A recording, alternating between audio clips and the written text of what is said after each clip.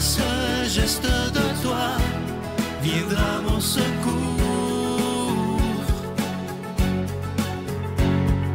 Viens semer dans mon âme le grain de l'amour.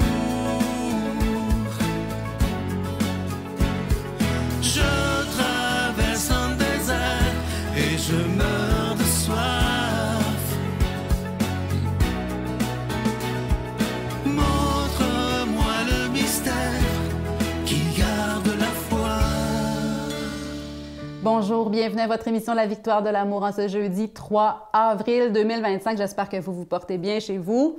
On rejoint pour sa chronique Martin Larocque et à l'homélie, ce sera le Père Gauthier.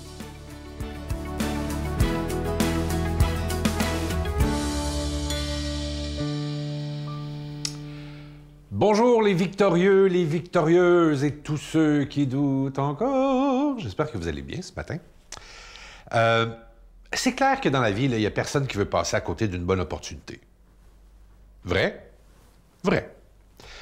Mais ce qui n'est pas le fun, là, le pire, là, c'est qu'on est dans une ère, une période de choix. OK? On a du choix dans tout. Alors, ça vient avec la peur de se faire avoir. On a plus peur de se faire avoir vu la multiplicité de choix. On a l'impression que ça ne sera jamais win-win de choisir quelque chose, tu sais. Puis il y en a des requins. On s'entend là, où qu'il y a de l'homme, il y a de l'hommerie, c'est sûr. Il y a même un livre, je pense, sur le marketing qui a été écrit qui s'appelle « On veut votre bien et on l'aura ». Vous voyez le genre. Mais, je sais, c'est parfois... C'est plus facile à dire, disons. Il ne faut pas s'immobiliser. Il ne faut pas s'arrêter. Il faut quand même continuer à vivre. Et vivre, dans sa définition, c'est une succession quotidienne de 1000 petites décisions. C'est ça, vivre. Il faut décider. Sans cesse. On ne s'en rend pas compte. C'est pour ça que des fois, après une longue journée au travail, on arrive, on s'assoit dans le fauteuil, puis on est léthargique. On a juste le goût d'un bon Virgin Caesar, parce que on a pris tellement de décisions. Mais il ne faut pas s'arrêter non plus à être, tu sais, en étant fataliste. Il ne faut pas s'arrêter à décider. Au contraire, Jacques Salomé disait « La prudence n'engendre pas la vie, elle la retient. » La prudence n'engendre pas la vie, elle la retient. Parce que la vie, c'est un mouvement, la vie, c'est un souffle, la vie, c'est fluide. La vie, ça bouge. Il y a même un coach de basketball célèbre à, je pense que c'est l'Université du Connecticut, je me souviens plus exactement. Puis il disait à ses joueurs, prends des risques. Parce que si tu penses trop, le moment va passer. Au basketball. Puis on a compris que c'est devenu une espèce de règle de vie aussi. Je connais pas le basketball, je peux pas vous expliquer exactement pourquoi. Là, je sais que ça se joue avec un ballon, là, puis bon. Mais prends un risque. Tu as le ballon, puis il faut faire quelque chose. Vas-y, essaye. Parce que si tu penses trop, tu passes à côté. Fait que go, agis, tu sais. C'est certain qu'à prendre un risque, il n'y a aucune garantie que ça va fonctionner tout le temps. Vous le savez, en amour, au travail, en amitié, peu importe. C'est pas une garantie, mais tu reculeras jamais dans la vie d'avoir essayé quelque chose. Puis trop réfléchir fait qu'on arrête. T'sais. Rien de ce que tu as vécu est gaspillé. Tout ce que tu as essayé dans la vie, là, c'est un acquis, une richesse extraordinaire. Fait que, attention à trop réfléchir, parce qu'en même temps, quand on réfléchit trop, on ressasse les idées négatives, on les garde dans notre tête, on reste dans cette énergie-là, dans ce que j'aime appeler le côté obscur, la force, les j'aurais donc dû, là, t'sais. Alors, c'est sûr que dans la vie, parfois, il ne faut pas trop réfléchir, mais il faut, et là, vous choisissez votre mot, méditer, prier, prendre le temps de réfléchir. Mais faites-le. Ça vaut le coup. Juste de se faire une petite pause, mais pas trop longtemps, parce qu'à un moment donné, il faut agir. Puis parfois, il faut agir rapidement. Puis faites-vous confiance. Faites-vous confiance parce que, je le dis dès le début, vous êtes des victorieux, vous êtes des victorieuses. Alors vous et votre risque, oui, vous en valez la peine. Notre Père qui es aux cieux, que ton nom soit sanctifié, que ton règne vienne, Que ta volonté soit faite sur la terre comme au ciel. Donne-nous aujourd'hui notre pain de ce jour. Pardonne-nous nos offenses, comme nous pardonnons aussi à ceux qui nous ont offensés. Et ne nous laisse pas entrer en tentation, mais délivre-nous du mal, car c'est à toi qu'appartiennent le règne, la puissance et la gloire pour les siècles des siècles. Amen. La Victoire de l'amour vous invite à célébrer 30 ans d'amour au Centre Vidéotron de Québec, le 24 mai 2025, de 13h à 17h. Avec Mélissa Bédard, Patrick Normand, Nathalie Laure, Guylaine Tanguay et la présence exceptionnelle de Michel Thor. Témoignages et conférences avec Sœur Angèle, Dominique Bertrand, David Bernard, Christine Michaud, Martin Larocque, Claire Jacques, Victor et l'équipe de la Victoire de l'amour. Billets en vente maintenant sur lavictoiredelamour.org. Je suis tellement content de vous parler de ce magnifique cadeau du mois d'avril. Ça fait tellement longtemps que vous le demandez. C'est le symbole de la victoire de l'amour que vous voyez à l'écran, qui est en pendentif. C'est en acier inoxydable. Ça vient avec la chaîne, donc ça ne ternira pas.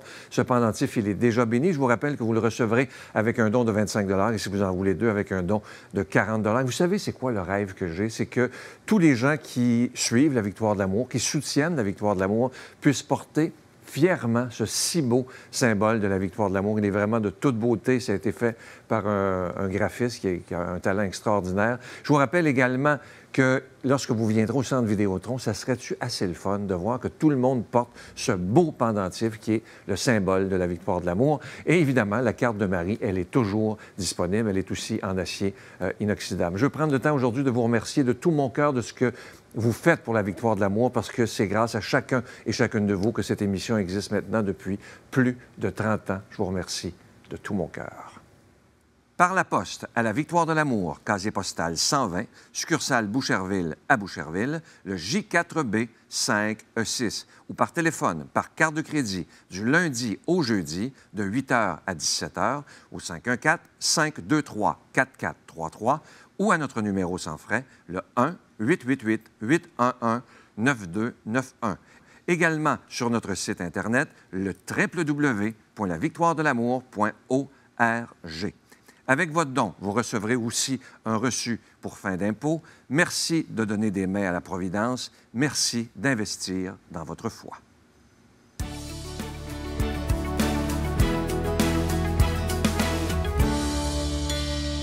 Mon Dieu, donnez-moi la sérénité d'accepter les choses que je ne peux changer, le courage de changer les choses que je peux et la sagesse d'en connaître la différence.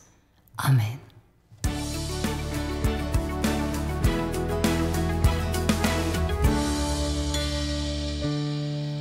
Bonjour chers frères et sœurs, bienvenue à la méditation de l'évangile de ce 3 avril. Le texte qui nous est proposé, c'est l'évangile selon Saint Jean, au chapitre 5, n'est-ce pas, au verset 31 à 47. Et là, nous sommes dans ce chapitre 5, c'est un peu le chapitre où il y a une deuxième polémique avec Jésus. Vous voyez déjà la première fois qu'il est monté à Jérusalem dans l'évangile de Saint Jean, c'est au chapitre 2, il a chassé les vendeurs du temple. Au chapitre 5, c'est la deuxième montée. Et là, il monte pour la deuxième fois. Et là, la grande question, c'est qu'il guérit pendant le jour du sabbat. Il ose faire un miracle. Et le fragment qui nous est donné juste après, c'est où, n'est-ce pas, les pharisiens et les scribes lui demandent de justifier son œuvre. Et Jésus parle du témoignage. Il dit, lui, il ne peut pas rendre témoignage de lui-même, mais les œuvres rendent témoignage. Et le premier enseignement aujourd'hui, frères et sœurs, c'est de nous dire que nos œuvres parlent à notre place.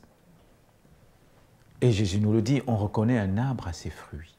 C'est intéressant, parce que l'apparence peut tromper. Vous voyez, parfois, des gens me disent, « Ah, mon père, je croyais qu'il était ça. » Mais non, Jésus nous dit, même dans la vie pratique, avant de juger quelqu'un, regardez ses œuvres. Les apparences sont très trompeuses. Vous voyez, il y a des gens qui s'arrêtent sur les apparences, mais ne vont pas jusqu'au fond. Moi-même, comme prêtre, il m'arrive parfois, quand je vois des personnes, je dis, « Oh là là là là là là là là là, Seigneur, s'il te plaît, reviens vite. » Et quand je me mets à causer avec cette personne, je dis, « Oh mon Dieu, elle est toute différente. » Le monde nous a appris à rester sur les apparences.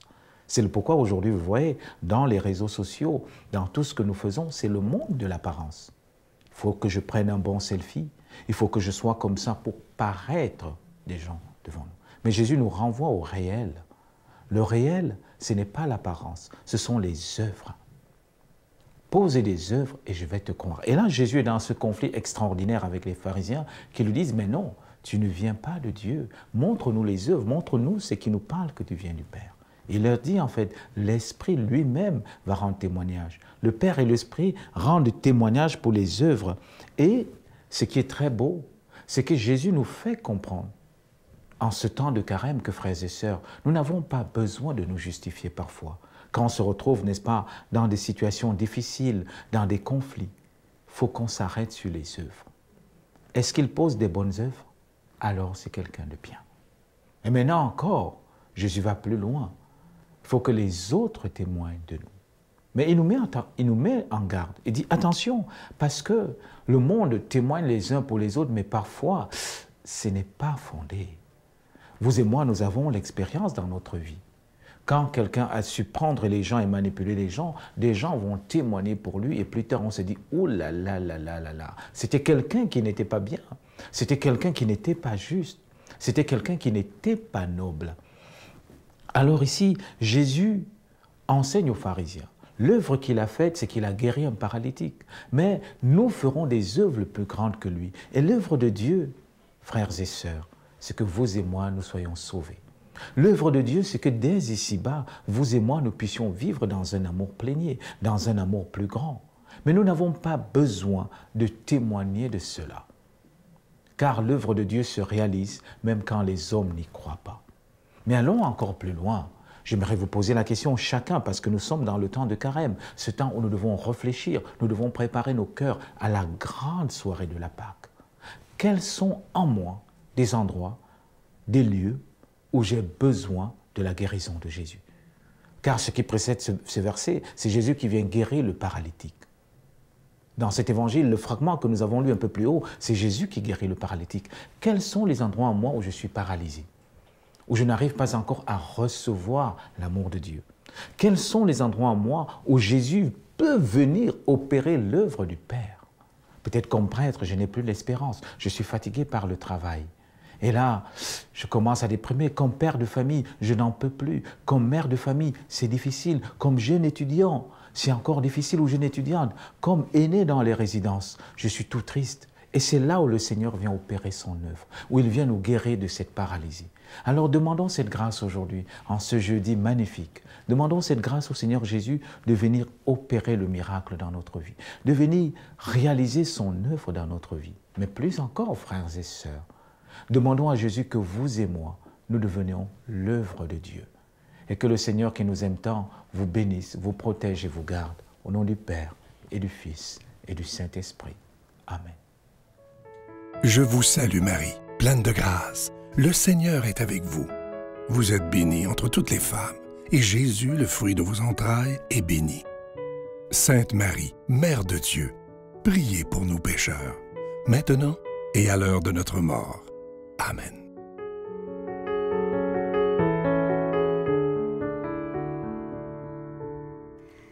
Comme ce serait beau, mes chers amis, qu'on remplisse le centre Vidéotron le 24 mai prochain. Avez-vous réservé vos billets? C'est tout simple. Pour y arriver, vous allez sur le site de la Victoire de l'Amour au www.lavictoiredelamour.org, où vous pouvez aussi appeler directement au centre Vidéotron du lundi au vendredi de 10h à 15h au 1-877-658-9866. Je répète, le 1-877-658-9866.